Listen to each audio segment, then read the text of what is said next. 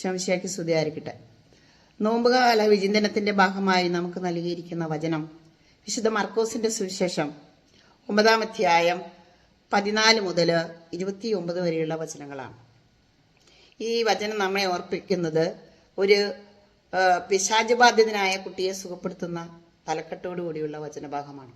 എന്നാൽ ഈ വചനത്തിലൂടെ നാം എന്തൊക്കെ മനസ്സിലാക്കേണ്ടത്? ആ കുട്ടിക്ക് രോഗസൗഖ്യം കിട്ടുന്നതിനേക്കാൾ ഉപരി അവന്റെ പിതാവിനെ വിശ്വാസത്തിലേക്ക് കൊണ്ടുവരുന്നു. ദൈവത്തിന്റെ കരുണ അവന്റെ മേൽ ചൊരിയുന്നു. അതോടൊപ്പം കുഞ്ഞും അദ്ദേഹവും സൗഖ്യപ്പെടുന്നതായിട്ട് നമുക്ക് മനസ്സിലാക്കാൻ പറ്റും.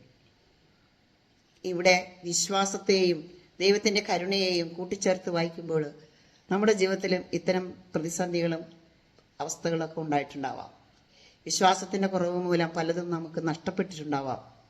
ഇതിൽ നിന്ന് നമുക്ക് വിമുക്തരാകാൻ ഈ തിരുവചനം നമുക്ക് ചൈതന്യം പകരട്ടെ.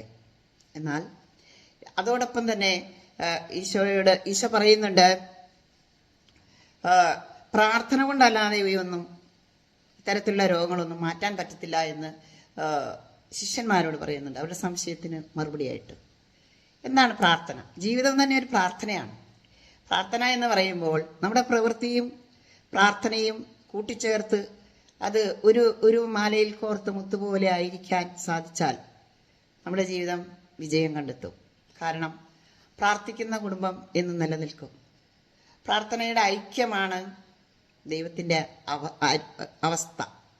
ഇത് തിരിച്ചറിഞ്ഞ് പ്രാർത്ഥന നമ്മുടെ ജീവിതത്തിൽ പ്രാധാന്യം കൊടുത്തുകൊണ്ട്, പ്രത്യേകിച്ചും അമ്മമാരായ നമുക്ക് നമ്മുടെ കുട്ടികൾക്ക്, പേരക്കുട്ടികൾക്ക് എന്ന് വേണ്ട എല്ലായിടത്തും അത് നമുക്ക് പ്രചരിപ്പിക്കാനും അത് പ്രവർത്തിക്കാനും സാധിക്കും.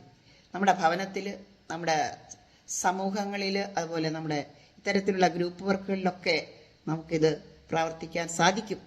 പ്രാർത്ഥനയാണ് ഏറ്റവും മുമ്പിൽ നിൽക്കുന്നത്. ഈശോ പല പ്രാവശ്യവും പ്രാർത്ഥിക്കാനായിട്ട് പോകുന്നതായിട്ട് ബൈബിൾ നമ്മെ പഠിപ്പിക്കുന്നു.